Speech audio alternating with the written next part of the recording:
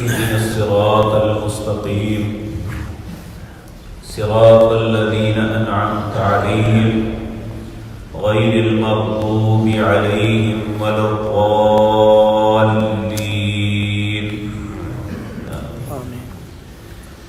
حضرات محترم، کل کی مجلس میں یہ بات عرض کی تھی کہ اگر انسان اپنے رب کو دو باتوں کا یقین دلا دے تو پھر اللہ رب العزت انسان کو خود کہتے ہیں کہ تو مجھ سے مانگ، میں تمہیں عطا کروں. وہ دو باتیں کون سی ہیں میں دوبارہ عرض کر دیتا ہوں. پہلی بات کہ اللہ کو اس بات کا یقین دلا دے کہ میں عبادت صرف تیری کرتا ہوں. اور یہ بات وضاحت کے ساتھ عرض کی تھی کہ عبادات کئی قسم کی ہیں. نماز یہ اہم ترین عبادت ہے. اگر انسان اس نماز کو ریاکاری کے لیے پڑھے گا تو وہ اللہ کے لیے نہیں ہوگی. اگر انسان کسی اور جگہ پہ ایسا تصور لے کے جائے گا بیت اللہ، مسجد نبوی اور بیت المقدس کے علاوہ کہ وہاں مجھے زیادہ ثواب ملے گا یا وہاں زیادہ فضیلت ہے، تو وہ بھی اللہ کے لیے نہیں ہوگی. کیونکہ اللہ رب العزت نے دنیا کے اندر 3 جگہوں کو فضیلت دی ہے. سب سے زیادہ فضیلت جو ہے وہ بیت اللہ کو ہے. اس کے بعد فضیلت مسجد نبوی اور پھر بیت المقدس کو، اور بعض علماء کے نزدیک ان کی فضیلتیں برابر ہیں. لیکن حقیقت یہی ہے کہ مسجد نبوی کو زیادہ فضیلت ہے بنسبت بیت المقدس کے. اور اللہ رب العزت نے کسی بھی مسلمان کو عبادت کی نیت سے سفر کرنے کے لیے 3 جگہوں کے علاوہ ہر جگہ جانا حرام قرار دیا ہے. یعنی انسان یہ سمجھ کے، یہ نہیں کہ انسان اگر کسی جگہ یہاں نہیں پڑھتا تو دوسری جگہ پڑھ لیتا ہے، یہ نہیں.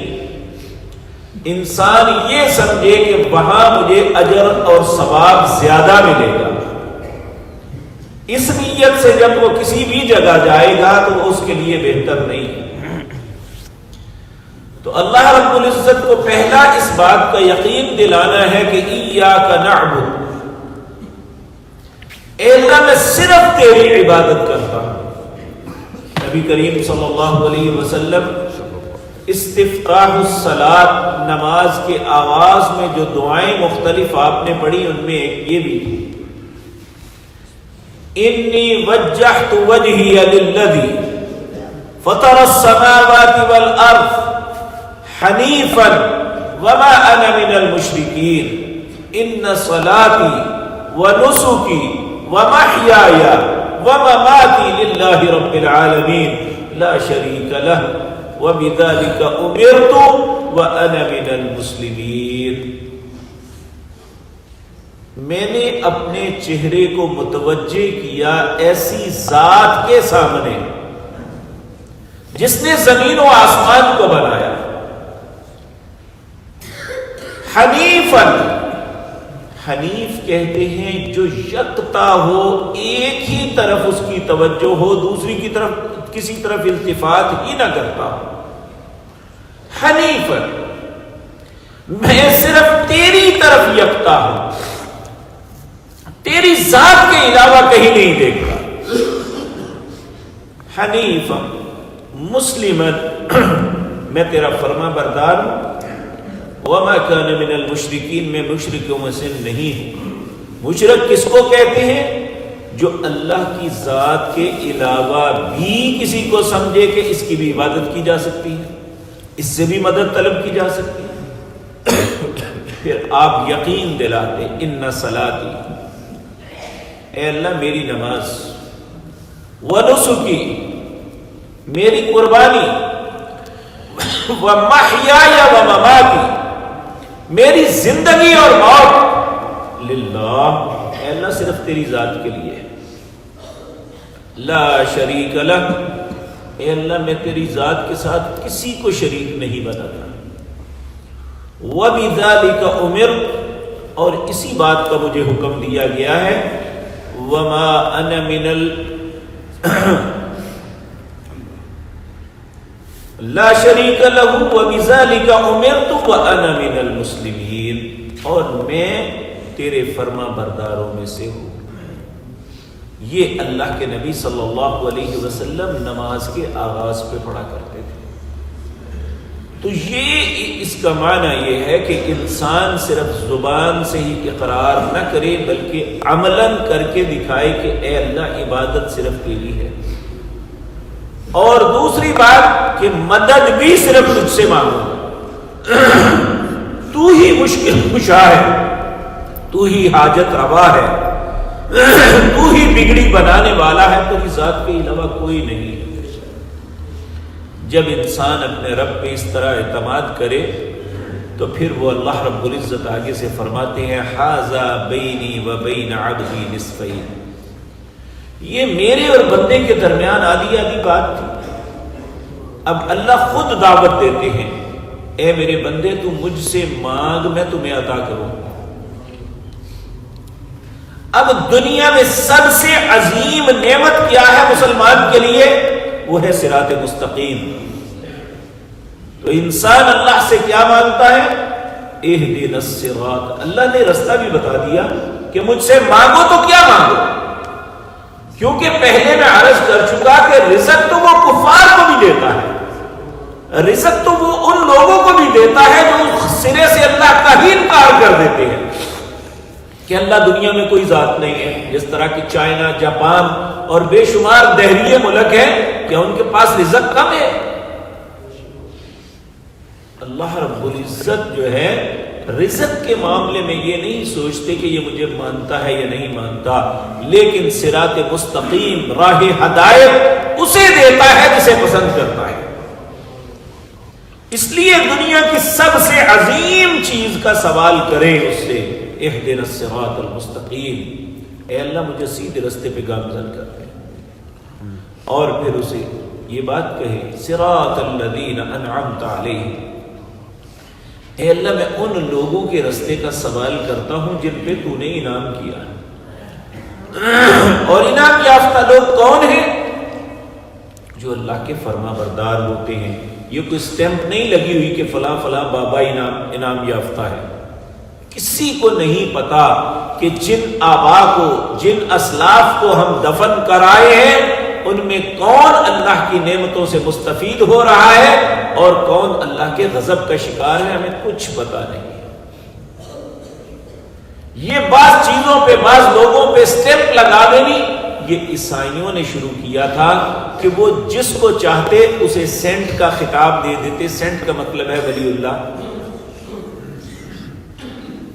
تو یہ مسلمانوں کے اندر بھی یہ آ گئی بات، حالانکہ رسول اللہ صلی اللہ علیہ وسلم کے ساتھ لڑتے ہوئے بھی اگر کوئی قتل ہو جاتا تو آپ اس کے لیے اللہ سے دعا کرتے، اے اللہ یہ تیری راہ میں کٹا ہے، اس کی شہادت کو قبول کر لینا۔ تو یہ سٹیمپ لگا دینی کہ فلاں فلاں اللہ کا ولی ہے، یہ ہمارے پاس اس کی کوئی دلیل نہیں ہے۔ ہاں کسی کے ظاہری حالات کو دیکھ کے انسان سمجھ سکتا ہے کہ وہ اچھا انسان ہے، لیکن ہمیں اس کو سٹیمپ لگانے کا اختیار نہیں ہے۔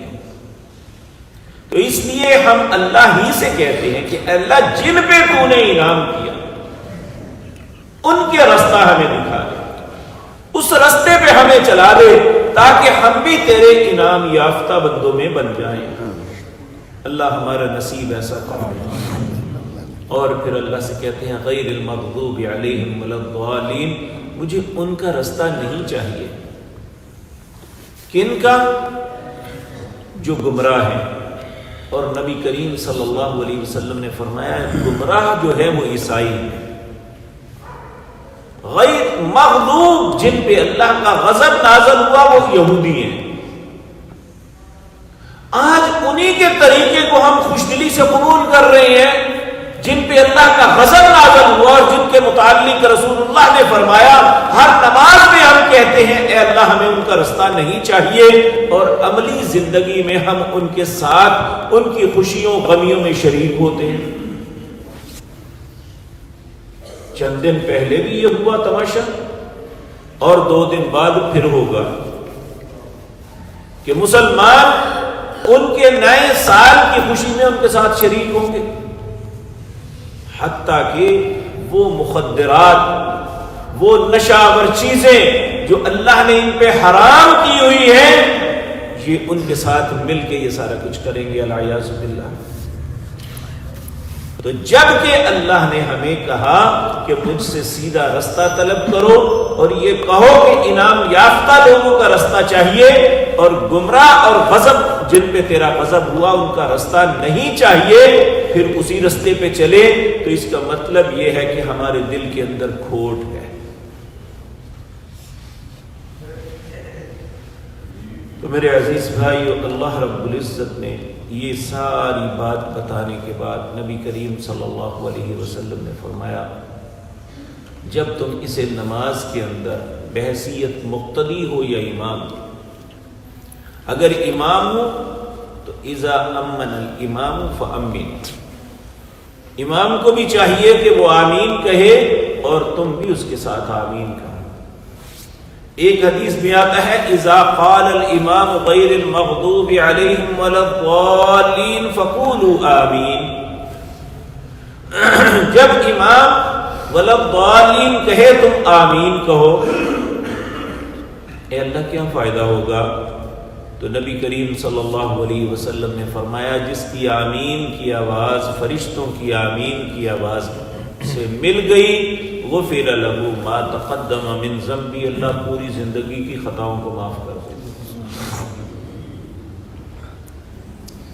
اب یہاں ایک بات عمومی طور پہ یہ کی نہیں جاتی، لیکن کسی بات کو چھپانا بھی اچھی بات نہیں ہے۔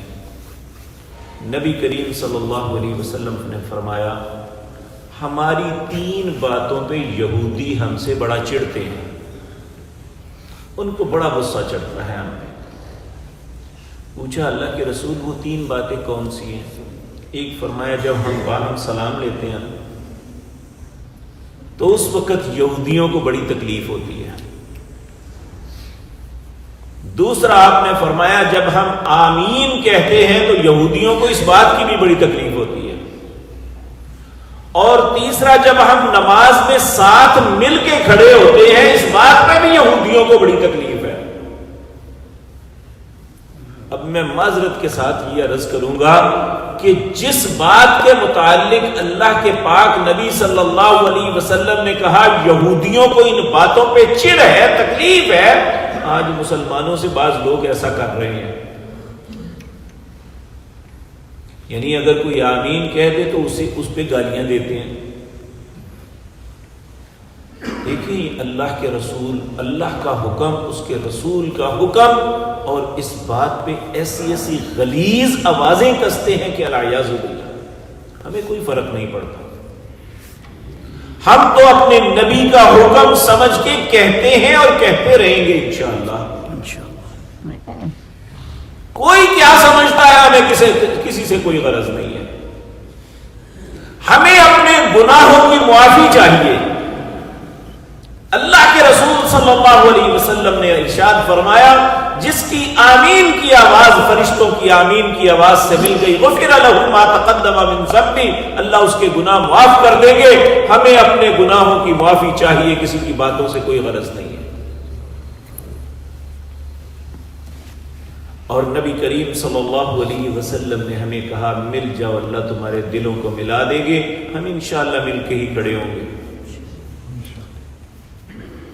کسی کو اچھا لگے یا برا لگے اس سے کوئی غرض نہیں ہمیں اللہ اور اس کے رسول کا حکم سب سے اہم ہے۔ اور تیسرا جب مسجد میں آئے تو بعض لوگ کہتے ہیں جی مسجد میں آؤ تو سلام نہ کہو،